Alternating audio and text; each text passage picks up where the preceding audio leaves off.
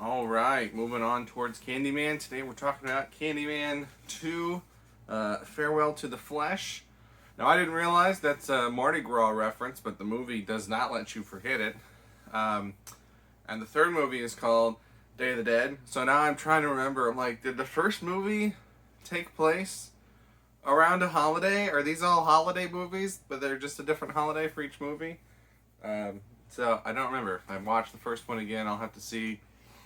I'll have to pay attention in the new one to see if these all follow different holidays. Anyway, Farewell to the Flesh. We've got the snooty guy back. Don't know what his name is. He's like a professor or something that we see briefly in the first one, talking down very demeaningly towards Helen and Bernadette. He's back in this one. Not for very long, though. That was kind of satisfying to watch him go out. He's retelling the Candyman story. Again, I don't mind this when movies, especially older movies, like tell you what you need to know from the first one before you get into the second one. The Underworld movies do that a lot, and it's like I can see where some people might find it annoying when they're rewatching them all, like I do, but I don't think most people do that.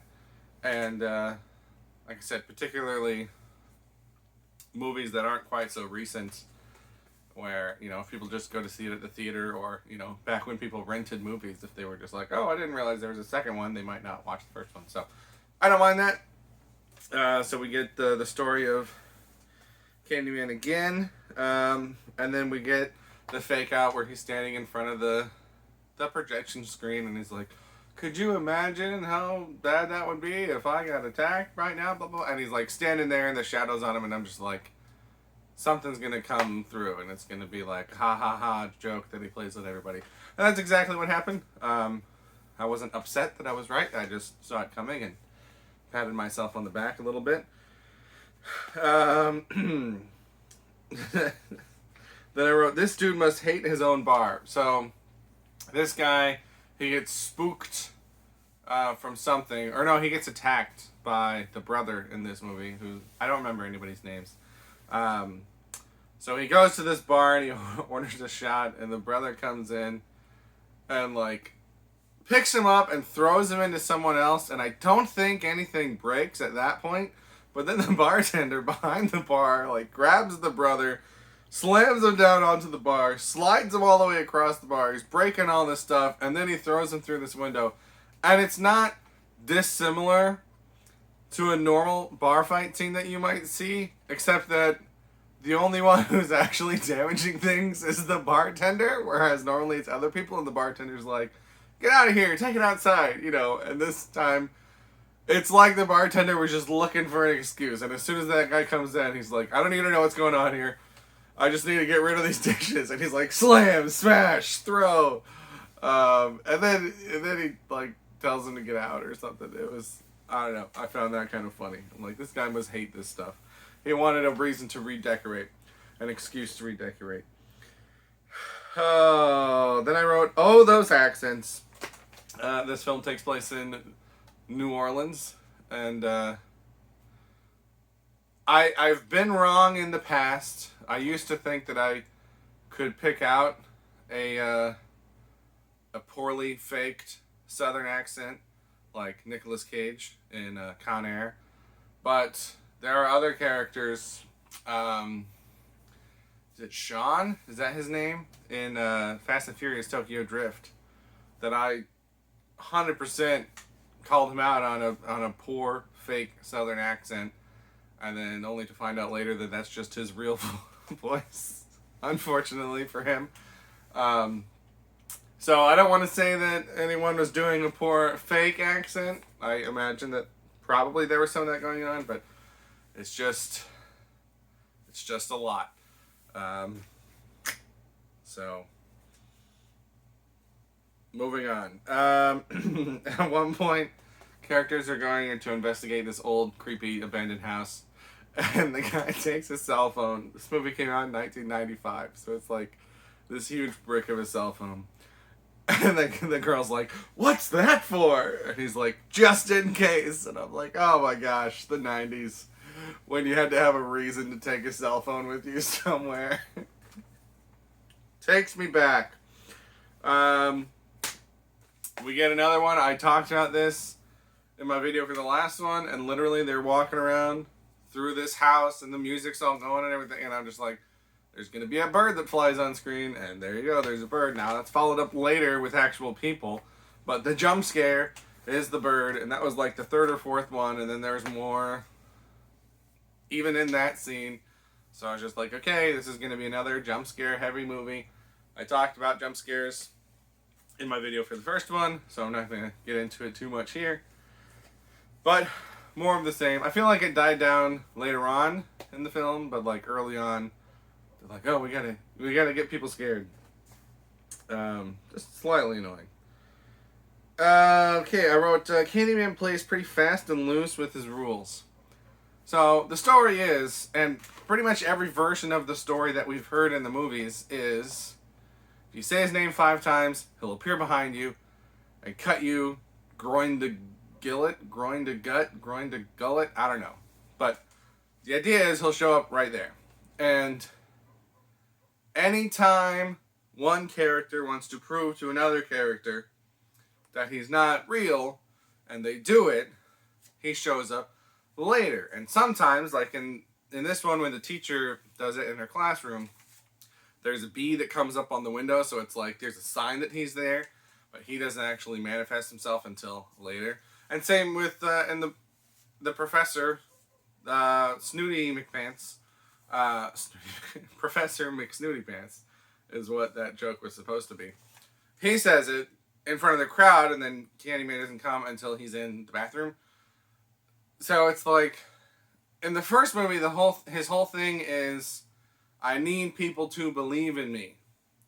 And people are not believing in me, so I'm becoming less powerful. So you would think that the best way to really spark up conversation and get people being like, no, it's true, I saw it, I swear, would be if one person is in a room full of people and does the thing to show up there and kill that person and freak everybody out, and then everybody else can run away and spread the myth. But he doesn't do that. He waits until later, until that person is alone, and then he shows up to just that person, which means everybody else in that room, if they had believed the myth beforehand, they see this guy do the thing, and he doesn't show up, now they're less likely to believe in it going forward. Now they might hear later on that, oh, this person died, he was cut, he was stabbed, right? He was whatever. And so that might make them kind of double down on it, and they're like, oh my gosh, okay, maybe he is real. But they could also just be like, well, I know it's not really him, it must have been someone else, using the name, like we had in the first movie, because I saw him do it and it didn't happen. So it's very strange how he follows his own legend, and, he didn't make the legend up, so I don't want to say that he's breaking his own rules, but there are other times if a character is alone and they do it, he shows up right away. So it's like, it's not like he's incapable of that. So why is he choosing to do these things the way that he's doing? It's confusing to me based on what we're told his goals were in the first movie. Oh, what else? I said not sure this movie knows how hooks work. So I feel like the first movie was pretty clear that every time he attacked someone, he came around the front and pulled the hook back. And multiple times in this movie, and sometimes it's not always him, but still, it doesn't really make sense. Hooks just stab through something, and not like breaking through something, like breaking through a door or something like that, but like tearing through a sheet of paper, but from the curved end of the hook, and at one point he stabs someone in the back, and he stabs through their chest, and I'm like, that's not how the hook works. You gotta go around and back. That's where the sharp point is. So it's just little weird things that kind of just take me out of the movie, and the first movie I don't think had those problems, or at least I didn't notice them, because it understood how a hook works. We got Robbie Robertson. So this is a thing that happens to me a lot. I'm watching a movie, like, who is that guy? So I pull up the Wikipedia page, go through the cast list, look at what else they were in, and the guy that plays Robbie Robertson in this Sam Raimi Spider-Man trilogy plays a pastor in this movie. And I'm just like, okay, I knew I see him before. I would never have placed that, I don't think. But then after you see it, you see it. Okay. The setup, not quite as natural as part one. So I talked about in my video for part one that the characters getting into the story felt natural because they're investigating multiple other stories, and then they just kind of hone in on this one, and then she does the thing, and so that really brings her into it. This one, it's not quite as natural. There's Mardi Gras. There's a bunch of stuff going on. And it makes sense by the end of the movie because we find out that the main character is his family. It's his bloodline that's been passed down, and they just didn't know it. So it kind of makes more sense. And I put in there, like, the family angle is this a little too Halloween, because that's what happens in the Halloween movies. And so the killer now is specifically stalking her because they're related. But you don't know that at the beginning. So it felt, at the beginning and through the middle of the movie, that it seemed a little more forced and just, this is just what's happening because this is what's happening. And I don't know. I feel like they could have done it more naturally without giving away the twist that she's his family. Because the first movie did it, and that wasn't even a part of it. So, not quite as natural, but after you see it all, it does make sense, just not on the first viewing. This is the first time I've seen this movie. Then I wrote, how long ago did the dad die? So, when the movie starts, the main character, her dad is already dead. We see her brother, we see her mother, we see her husband, and that's like her family. And it's not clear, but I kind of took it as if their dad died like a fairly significant time ago. And at one point, her mother, who's got cancer, says something along the lines of, do you know, or I can tell you the exact day that I got ill. It's the day that your father died. And she's not like on her deathbed, but she says something. Apparently there was a reference to Dr. Loomis, which is just a Halloween Easter egg. I didn't catch it. I read it in the trivia later. But she says something along the lines of, he thinks I'm going to die soon, so it doesn't matter what I do. So she's like drinking all the time and stuff like that. So she's not like literally on her deathbed, but she's clearly given up trying to not die. So I feel like it's been happening for a while. I feel like she's been sick for a while. But the reason it's confusing is because then later, and I can't remember the main character's name. Is it Amy? I don't know. But at a certain point, she's asking her brother about what happened the day that her father died. And I'm like, does she just not know? Because it came off to me as if she was so young that she didn't really understand what was happening at the time, and she didn't fully process it all. Now she's trying to like piece it back together. I don't think they say that explicitly. It's just when she's talking to her brother, that's the vibe that I got. But then they show a flashback to that night, and the brother, who's like an adult but not middle-aged, like he's not an old, person, he looks exactly the same. Like they don't, not only do they not recast someone younger as like a teenage version of her brother, but they don't even do like a weird movie trick where they make the hair longer or they shave him up so that he looks younger. He looks literally exactly the same.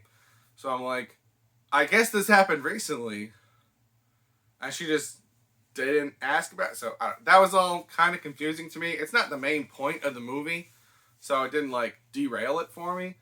But it's just kind of, I felt like one thing was going on, and then I felt like this other thing was going on, and both of those things worked together. And then this other thing happened, and I was like, wait, what? So it's just a little disorienting. And they might have said how long ago it was, and I might have just missed it. But I didn't pick up on that. At one point I wrote that it feels like The Purge. So when I went through all the Purge movies, I was talking with some of my friends about how unrealistic is this. And we were trying to think of real world situations where the legality of things, maybe it's not 100%, but it's relaxed and people can do more things for a certain period of time that are normally things that they can't do. And I brought up Mardi Gras, and this movie takes place at Mardi Gras, and there's a lot of stuff going down. And between that, so like the vibe of like, you know, and there's this radio DJ who keeps getting voiceover throughout the movie. And I'm paraphrasing, but he's basically like, do all the bad stuff you want to do now, because Lent starts soon, which feels very Purge-like, right? Like, do the bad things now because you can't do it tomorrow. But also, one of the Purge movies, or maybe it's the TV series. I know for sure it's in the TV series. I don't know if it's also I don't think it's in any of the movies. Definitely in the series. There's a radio announcer that the voiceover keeps playing throughout, specifically around one character, but it comes up with other characters also. And so just those two ideas of do bad things now while you can, and that message being pushed forth by a radio announcer that you don't really see. You do see him a little bit in this, and you see him a little bit in, I think, the first episode of season 2 of the Purge series. But those two things combined just gave me really strong Purge vibes. And, you know, some people would consider the Purge movies horror movies. I would consider them more thriller movies.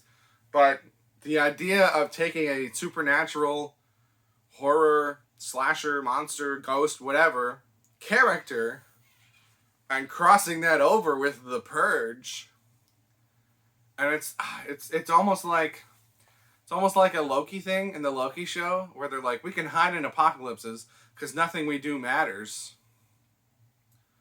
So they're never going to catch us. And so it's like, if there's this supernatural ghost killer that needs to, you know, have so many victims or whatever to survive, but they might, you know, could easily be caught if anyone ever tried, and they could, like, hide all their crimes during a purge, and people would just think it was normal people and not look into it at all and move on. And I think there's an idea there. I don't know that it's a good idea, but I think there's an idea there, and I think it's interesting.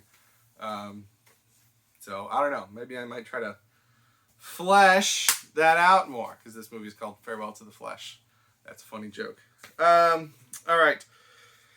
We get some focus on this mirror, and it's like the mirror of the woman that the original, I don't remember what his name is, David?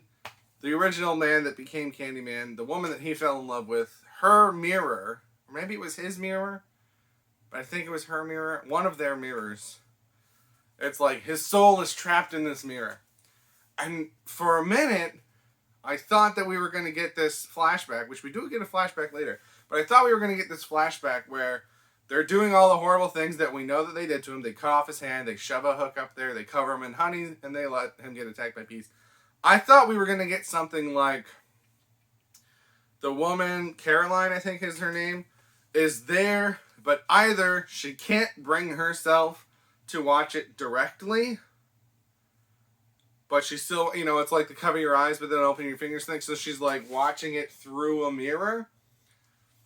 And, or if they like tried to like lock her up in a room or something so that she couldn't see it, but she had this mirror on her and she like stuck it out the, you know, a slit in the door or something, and she could, for some reason, this is what I'm thinking is going to happen. This isn't what happens. This is what I'm thinking is going to happen. For some reason, she's only watching the event of his death through a mirror.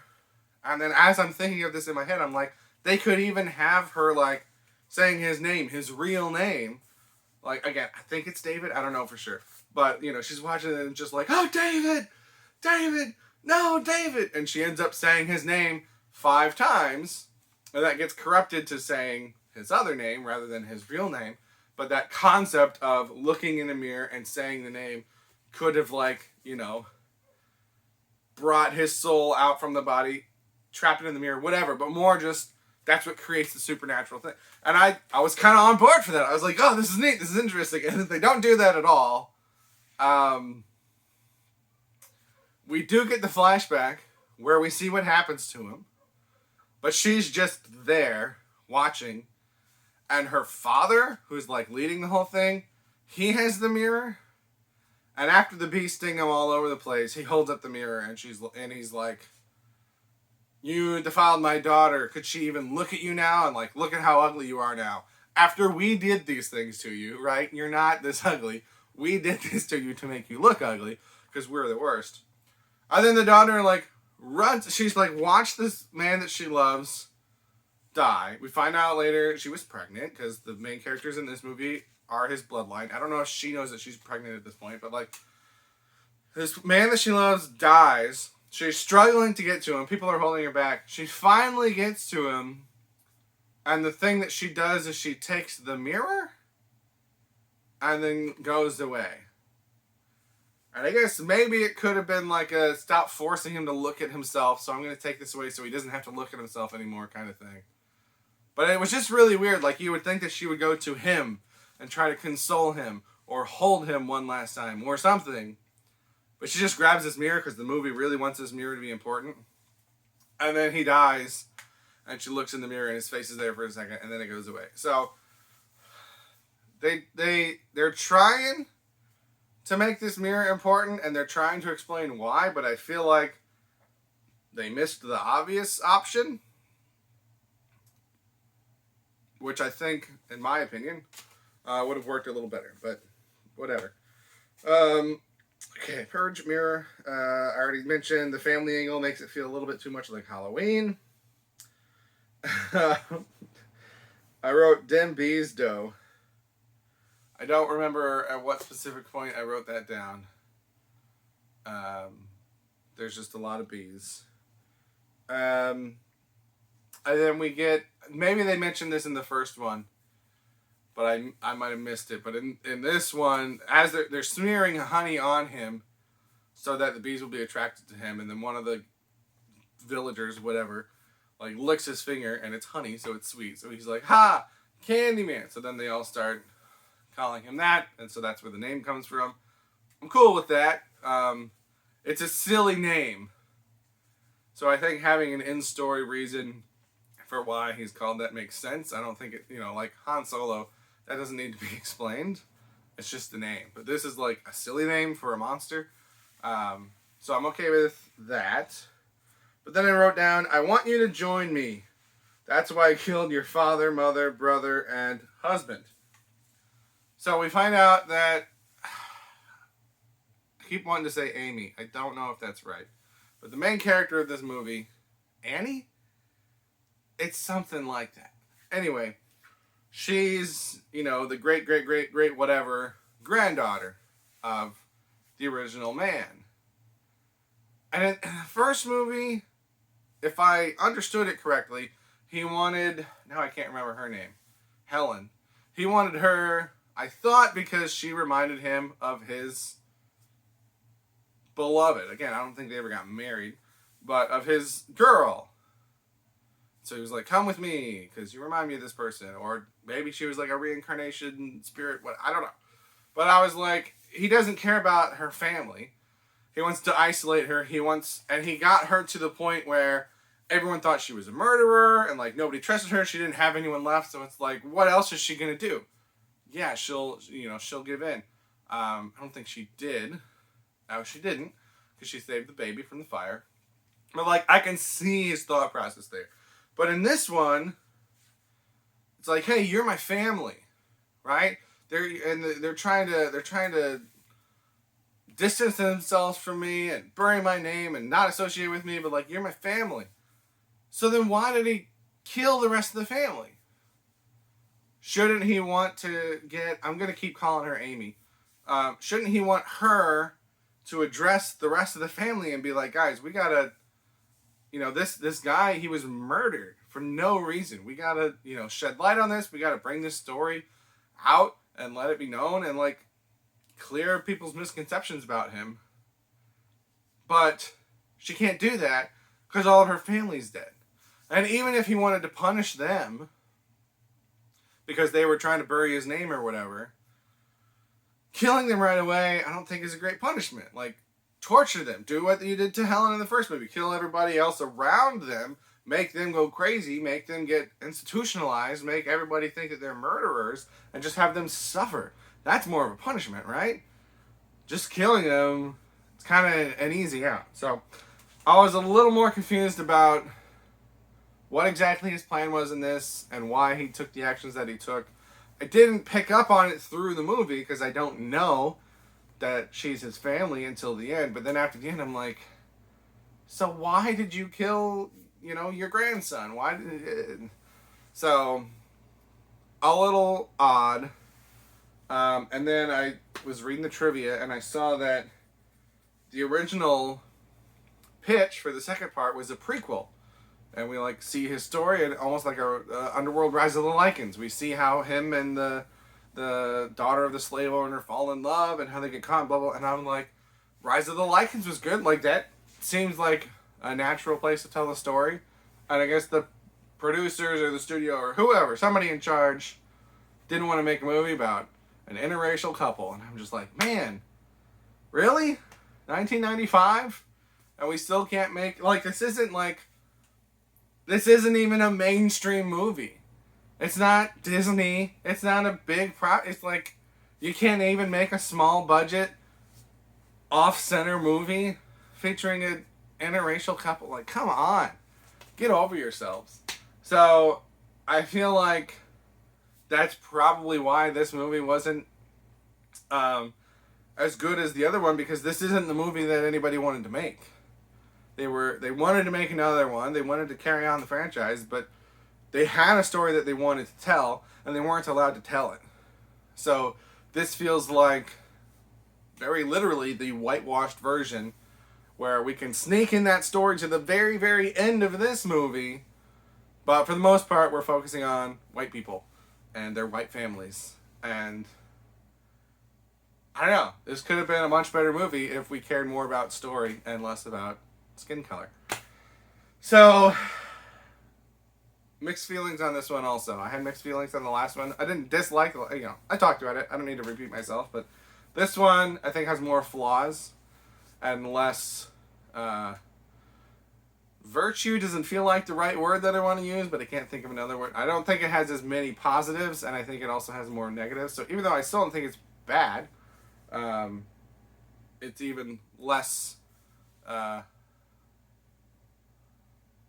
well received by me, I guess, than the first one was. But those are my thoughts on Farewell to the Flesh. And it's still early in the morning. I watched this very early in the morning. It's funny, even after recording the video, days after watching the first movie, I'm still walking around my house, not trying to look at mirrors, even though... So I watched the first movie a couple days ago, recorded my video for it days after, and then watched the second one. But between when I recorded the video and was thinking about it and then watched the second movie, I was still don't look at the mirrors. I had gotten over it, and then just thinking about it got it back in my head again. So gonna try to hammer out the third one and get all this done so that I can look at myself in the mirror and not be freaking out. So those are my thoughts on Farewell to the Flesh. Let me know your thoughts, but that's all that I had to say about it. Thank you for watching, and have a good day.